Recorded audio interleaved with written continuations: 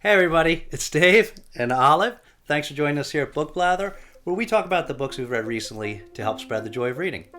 Today, we're going to be talking about the latest books that we finished.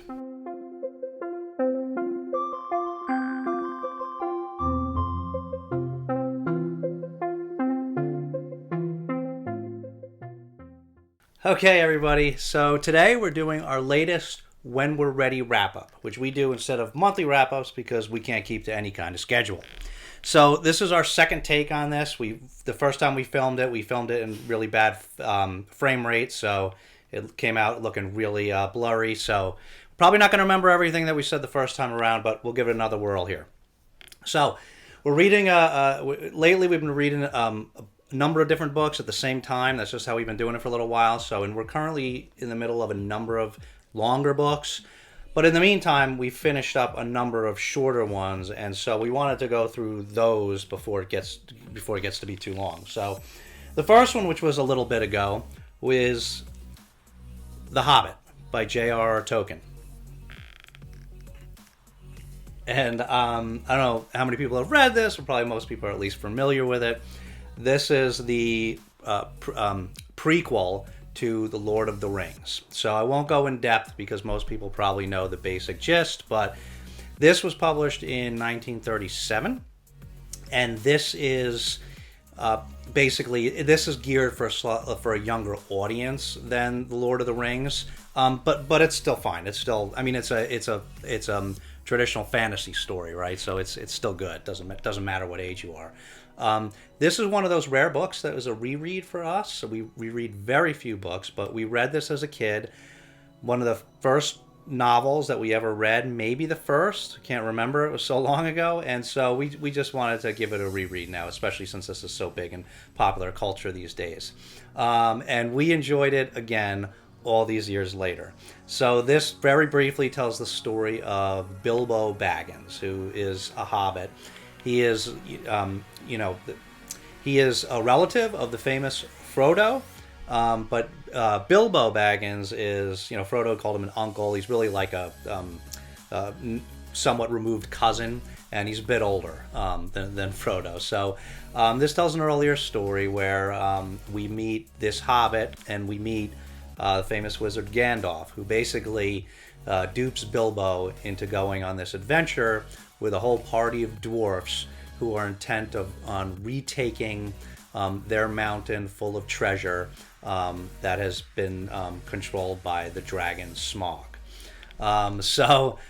It's a great adventure. You go through that. They have this long quest where they do different things and encounter different people. You get introduced to all these traditional, to the dwarves and elves and eagles and warg and goblins and of course the dragon, and it's a very exciting adventure that has multiple parts. There's some funny parts in it, and obviously it's pretty nostalgic. So we had a fun time reading through this again. Okay, so onto the new stuff. So not so new. The next one we read was The Invisible Man by H.G. Wells. So we've talked before about another novel by H.G. Wells, famous novel, The Time Machine. The other times I talked about it, I couldn't find a couple copies and couldn't locate them. Now I did locate. This is my old version of The Time Machine, and this was one of the first books we ever read. We loved it, as I think almost everybody that reads it does. Classic science fiction novel. So The Invisible Man was done just around the same time. This was 1897, shortly after The Time Machine. And this is a little more of this is more of a horror novel. And this is a famous horror novel that has supposedly had a big influence on horror literature. So this is probably going to be an unpopular opinion, but we didn't love it. We thought it was okay. So basically, this book tells the story of Griffin, and he is a guy that he's the Invisible Man, and so he comes and visits a village, and he because of his he goes to stay at an inn, and he brings like bottles with him and receives strange packages and stuff. So people start to become suspicious of him, especially once there's certain things start to happen in the town. Like there's an early burglary, and so basically the people end up mistreating him. He's very hot-headed, so he mistreats them, and so it ends up they're what I would characterize as maybe three parts of the book. Really, in the beginning, there's this whole part about where it's like the whole mystery of who's this guy, and he's covered, but he's got a face covering on, and different things happen to give you hints towards the invisibility. So it's building it up like it's a mystery, except there's no mystery because it's the Invisible Man, because that's the title of the book.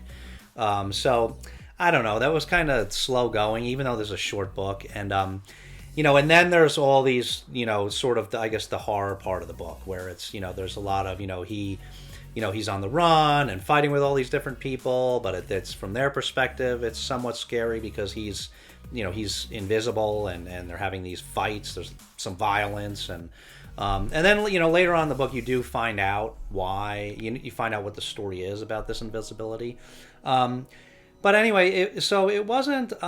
We just didn't think it was like a super great story, and we didn't really think it was that scary. I mean, I can see why I guess some people would, because, like I said, there's all these instances where there's these fights going on, but he's invisible, and so the characters don't know what's happening. But I didn't really feel like it was presented in a very scary way. So I mean, it was okay. I didn't hate the book, but it was just like okay. I thought it was just average. Now. There was a recent movie in 2020 called The Invisible Man, and this was it's billed as inspired by this novel, and of course when they say inspired, that's accurate because it is nothing like the novel at all. Even the mechanism of the invisibility is different, but basically the entire story is different. The movie is the main character is a woman, and she is basically right in the beginning of the movie. You see she's escaping her partner, who he's a very controlling, abusive partner, but he's also a renowned optics expert, and so she escapes, and then of course he comes after her, and that movie was basically it was pretty tense, because a lot of times you're seeing this stuff from her perspective, and things happen at different times, and you never know when it's going to happen. Something's happened because you're looking through her eyes, and you don't know if he's in the room or not. And so this movie was really good. This book, not so much. So the movie, I thought really scary. The book, not so much. So I would highly recommend you could see the movie if you hadn't, because we thought it was great. But the book was also good. I wouldn't say not to read this. It was fine. And it's a classic horror novel, so you probably want to have read it if you haven't already. I just wouldn't expect any fireworks. I just didn't think this was great. I don't know, Olive. What did you think of The Invisible Man? What? Joe. Yeah, okay. You thought it was supposed to be a dog. So Olive thinks it should have been an invisible dog, of course. But Olive got a little carried away when we were reading this book. What's the problem? You can't find the snowman toy? Did you check all your toy baskets? You got several baskets over here. The problem is you got too many toys. That's the problem. That's why you can never find anything. Olive, did you activate the invisibility again? Then I can't see where you are, Olive. Olive, I don't like that. Now you dropped one over here. Then I don't know where you are. All right, come on, Olive, that's enough. Oh, you found the snowman? Come on, no more of that invisibility. So anyway, Invisible Man by H.G. Wells, we thought it was okay. Okay, the next one we read is Elevation by Stephen King. So this is a relatively recent book. This came out in 2018, and this is not really a horror novel. So this was set in Castle Rock, which is a fictional town in Maine that is the setting for a number of Stephen King stories. And this is it's a short, novel that follows this man, Scott Carey, who he's a little older, and his wife has left him. He's basically just him and his cat, and he goes to confide in his retired doctor friend because he has this condition where he's inexplicably losing weight quickly, and so visibly there's not any difference, but his weight is quickly going down, and he feels a lot different, and he's able to do a lot of things now because he's not, he used to be overweight before, and he's a lot lighter now, and so it follows him, and there's a lesbian couple that lives next door that had moved into town and try to start a restaurant that is not being very successful, and there's some bias against them, and so he is has a little bit of his own run-in with them because the more dominant member of the couple is not very receptive to him, and she's a bit abrasive. And so so they don't quite get along. And then, but he's it's later in life for him, and so has some different perspectives based on what's going on with him. And so it ends up it's a heartwarming story, about friendship and coming together and just being together and helping one another. And so we enjoyed this book. It was a relatively quick read, and it was like I said, it was a nice heartwarming little story. Just don't expect it to be scary.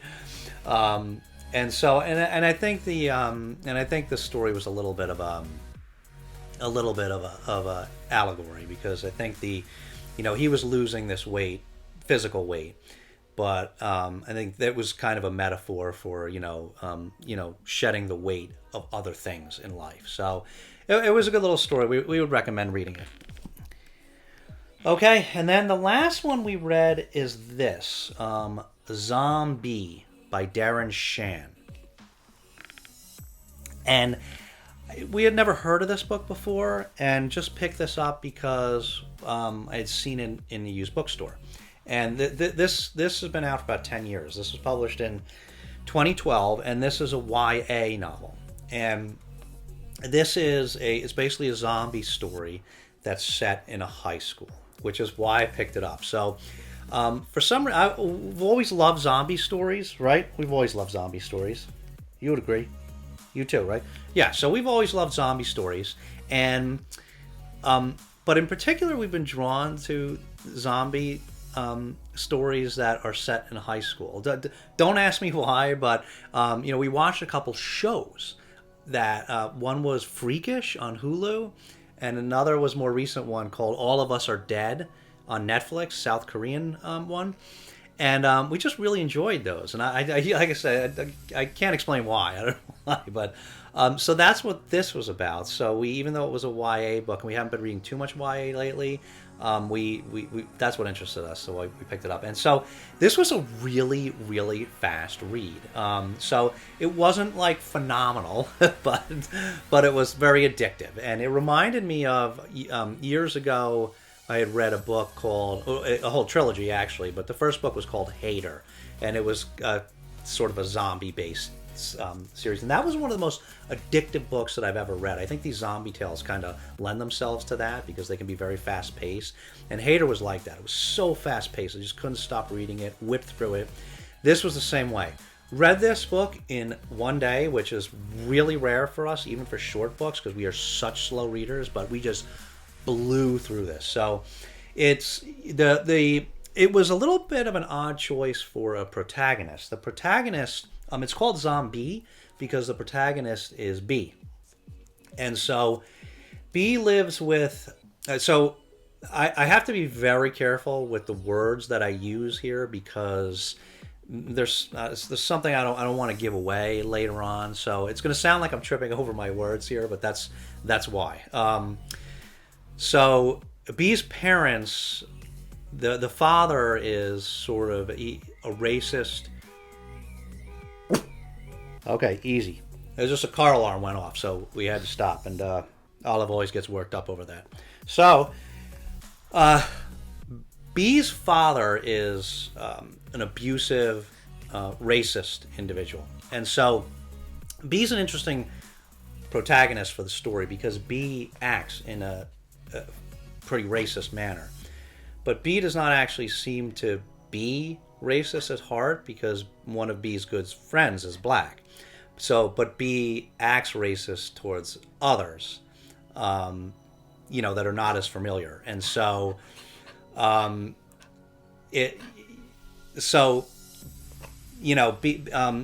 B doesn't seem to actually be racist, but acts that way because it seems to be the way that B should be acting because that's the way the father acts. I'm going to leave it at that before I mess anything up. But so, but it was really it was a really addictive book, and so I found out afterwards that this is actually there's many more of these. There's like 12 books in this series, and so I'm probably not going to go seek out buy the next book in this. I mean, it wasn't phenomenal. It wasn't a huge amount that happened.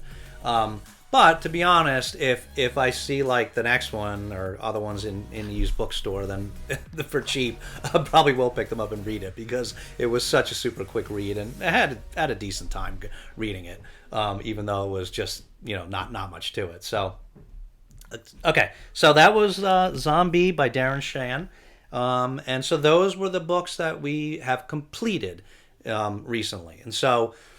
As I said, we have a few others that we're in the middle of, so those will be coming soon, but that's it for now. So, thanks so much for watching. As always, if you like this video, please give it a thumbs up and hit that subscribe button, along with the notification bell so that you get notified the next time Olive says it's okay to upload another video. If you've read any of these books, leave us a comment, or if you don't want to leave anything substantive, leave Olive a puppy emoji. She always likes to see those. Thanks so much for watching. Take care of yourselves and each other, and we'll see you next time.